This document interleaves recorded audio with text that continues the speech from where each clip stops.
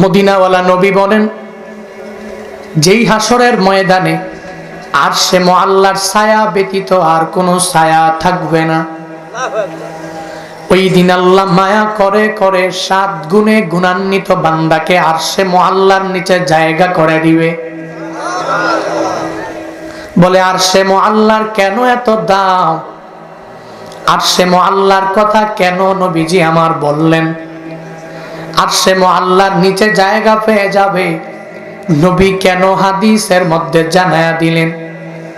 7 গুণে গুণান্বিত বান্দা বড় দামি, তো আরশে মুআল্লার নিচে কেন বান্দা জায়গা পাবে? নবী কেন হাদিসে এক্সট্রা আনলেন, কেন বর্ণনা করলেন? এরে বান্দারা, বলে আরশে মুআল্লার ছায়ার তো অনেক বড় দাম। কেমন দাম? বলে আরশে মুআল্লার ছায়া ব্যতীত হাসরের ময়দানে আর কোনো ছায়া নাই। চলতেছে বিশ্বকাপ, সারা বাংলাদেশ নয় বিশ্বেই র‍্যাব রব রব পরিস্থিতি, সব জায়গায় বিশ্বকাপের কথা। যুবকেরা, যদি আজকে কোনো আর্জেন্টিনা ব্রাজিলের খেলা হতো, জুনায়েদ আল হাবিবের মাহফিলে লোক পাওয়া যেত না, যুবকদেরকে খুঁজেও পাওয়া যেত না। তারা দৌড়াইয়া টিভির পর্দার সামনে যাইয়া খেলা দেখতো, ঠিক কিনা? পুরো বাংলাদেশ নয়, সারা বিশ্বের দিকে তাকায়া দেখো রে বান্দারা, কি রব পরিস্থিতি সব জায়গায়। আল্লাহর বান্দারা বান্দিরা যেই লাইনে এই লাইনে কত উঁচু মাপের হয়ে গেল। আজকেও তো তাকায়া দেখলাম, ফেসবুকের মধ্যে ঢুকাই যায় না। সৌদি আরব জিতেছে জন্য বলে ইসলামের বলে জয় হয়ে গেল, কিন্তু কপাল বড় খারাপ। হারাম পদ্ধতিতে মুসলমানদের জয়ের মাধ্যমে ইসলামের জয় তো আল্লাহ চায় না। আল্লাহ চায় ইসলামটা মানো, হালাল ওয়েতে ইসলামের জয় করো, ওই জয় মুসলমানদের জয় হবে। আর হারাম ওয়েতে যেই জয় করবা ওইটা জয় জয় না, এই জয় মুসলমানদের পরাজয়। চিল্লায়া বলো ঠিক কিনা? এই যে খেলোয়াড়রা তাকায়া দেখো, খেলতেছে 45 মিনিট খেলার পরে এক জায়গায় চলে গেল, একটা স্থান বান্দারে দিয়া দিল। ওই জায়গায় ওই বান্দা যাইয়া ওখানে রেস্ট করলো, হাফেনার দিয়া দিল, রেস্ট করলো, ছায়া পেয়ে গেল।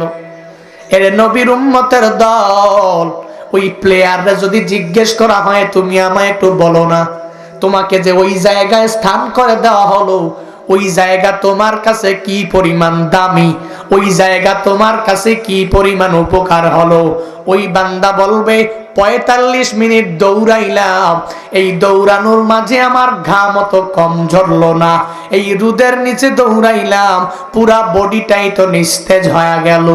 এই রোদের নিচে তো দৌড়াইলাম, পুরা বডিটাই তো আমার ক্লান্ত হয়ে গেল।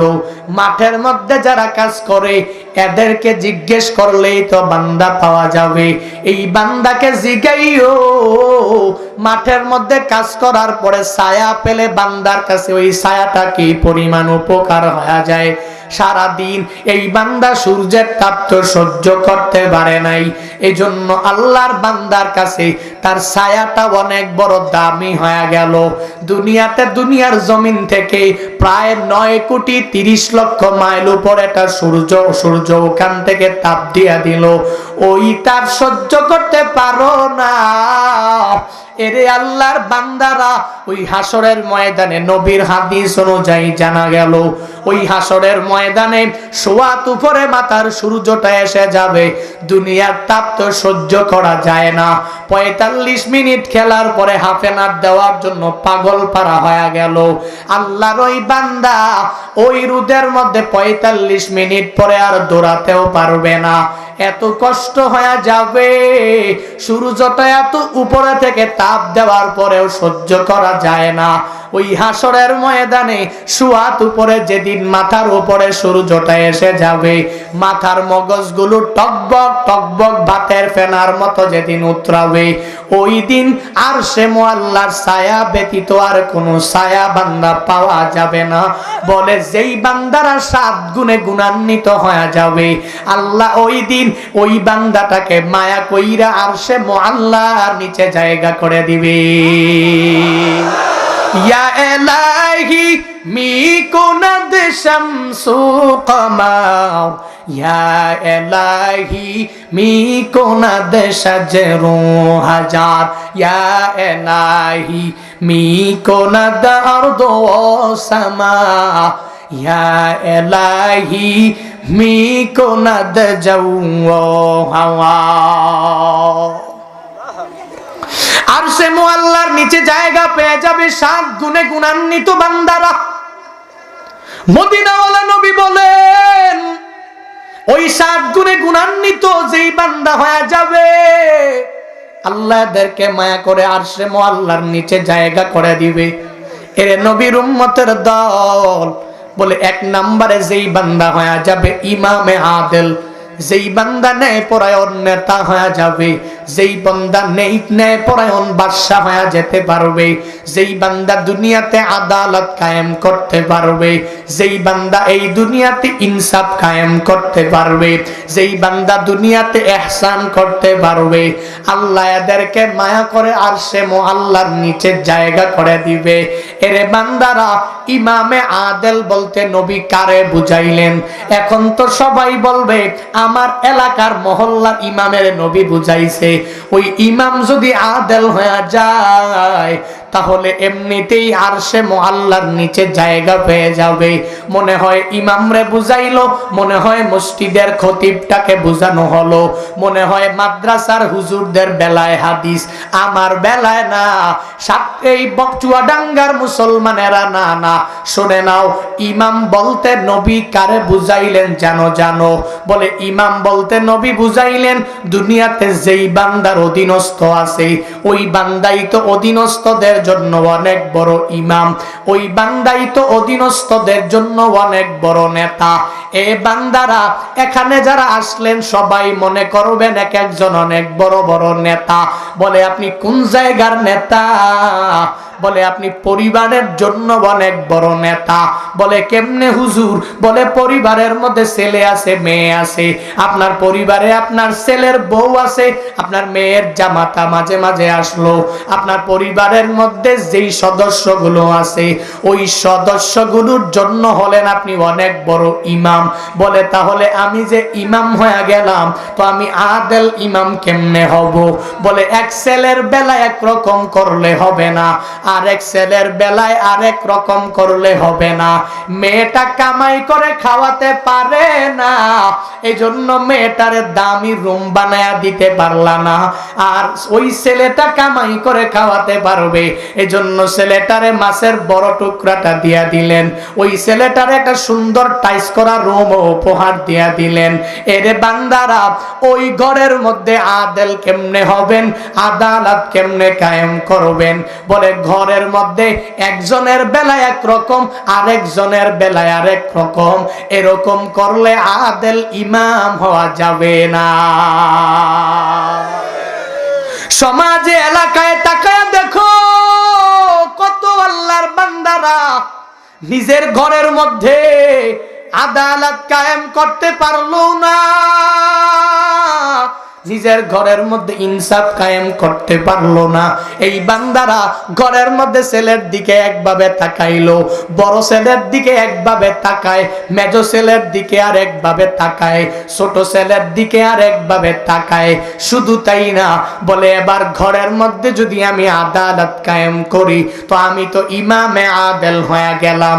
শুধু তাই না রে বান্দারা, নবী যে ইমাম বলতে কারে বুঝাইলেন জানো? হে মাতবরেরা, আপনি আপনার মহল্লার জন্য অনেক বড় ইমাম। হে মেম্বারেরা, আপনি ওয়ার্ডের জন্য অনেক বড় ইমাম। হে চেয়ারম্যানেরা, আপনি তো আপনার উপজেলার জন্য অনেক বড়, ইউনিয়নের জন্য ইমাম। হে মেম্বার অফ পার্লামেন্টেরা, আপনারা উপজেলার জন্য অনেক বড় ইমাম। যেই বান্দা মন্ত্রী হয়ে যাবে ওই বান্দা তো তার অধীনস্থদের জন্য অনেক বড় ইমাম।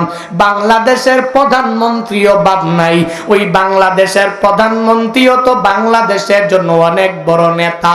যদি একজনের বেলায় বিচার করে একরকম, আর একজনের বেলায় যদি বিচার করে আরেক রকম। দুর্ভিক্ষ শুধুমাত্র 23 সালে না, সারা দুনিয়াটা যেখানে যাবে, যেভাবে করবে, যা করবে না করবে, আমার মদিনাওয়ালা নবীর হাদিস অনুযায়ী যেই সম্প্রদায়ের মধ্যে, যেই দেশের মধ্যে আদালত থাকে না, ওই দেশটা অতি দ্রুত ধ্বংস হয়ে যেতেও দেরি হয় না। একজনের বেলায় বিচার করলো একরকম, আরেকজনের বেলায় বিচার করে আরেক রকম। এই বাংলাদেশে তাকায়া দেখো রে গুলাম, অপসংস্কৃতি প্রমোট করে যারা, যারা অপসংস্কৃতি প্রমোট করে এরা সুন্দরভাবে দুনিয়াতে চলতে পারে। ওই যে কয়েকদিন আগে দেখলা না, নূরা ফাতিহি নামক বেশ্যাটাকেও বাংলাদেশে আনিয়া কত লক্ষ লক্ষ টাকা দিয়া দিল। আবার বলে দেশটা নাকি দেউলিয়া হয়ে যাবে, আবার বলে 23 সালে দুর্ভিক্ষ আসবে, মানুষগুলো চলতেও পারে না, খাইতেও ঠিক মতন পারে না। লিমিটেড ইনকাম যেই বান্দার, ওই বান্দা তো ঠিক মতো নিজের সংসারটাই চালাতে পারলো না। দ্রব্যাদির এত মূল্য বাংলাদেশের সরকারের কাছে, এদেশের আওয়াম জনতা এইটা তো চায় নাই রে মানুষ। তারপরে বান্দা তাকায়া দেখো আদালত নাই। সাকিব খানের মতো বেটারা, ওই পরিমণির মতো বেটিরা এই বাংলাদেশে অপসংস্কৃতি কি পরিমাণ প্রমোট করতে চায়। আদালত কেমনে কায়েম হবে? এদের বেলায় বিচার নাই। আল্লামা মামুনুল হক এদেশের মানুষের কত বড় প্রিয় জানো। এই উলামায়ে কেরাম মানুষের অন্তরের মধ্যে তাকওয়া ঢুকায়া দিতে চায়। এই উলামায়ে কেরাম মানুষের অন্তরের মধ্যে আল্লাহর ভয় ঢুকায়া এই মানুষগুলোকে ভালো বানাইতে চায়। তাকায়া দেখো কত যুবকেরা এদের বয়ান শুনে ভালো হয়ে গেল। যেই বান্দা আগে মাদক দ্রব্য সেবন করে এখন আর করে না, উলামায়ে কেরামের বক্তব্য শুনে শুনে এদেশের যুবকেরা ইসলামের পথের মধ্যে চলে আসে। হায় হায়, এদের বেলায় বিচার করে 16 আনা, আরেকজনের বেলায় যেই বান্দারা, যেই বান্দিরা অপসংস্কৃতি প্রমোট করে, এরা সৌদি আরবেও যেতে পারে, এরা কাতারেও যেতে পারে।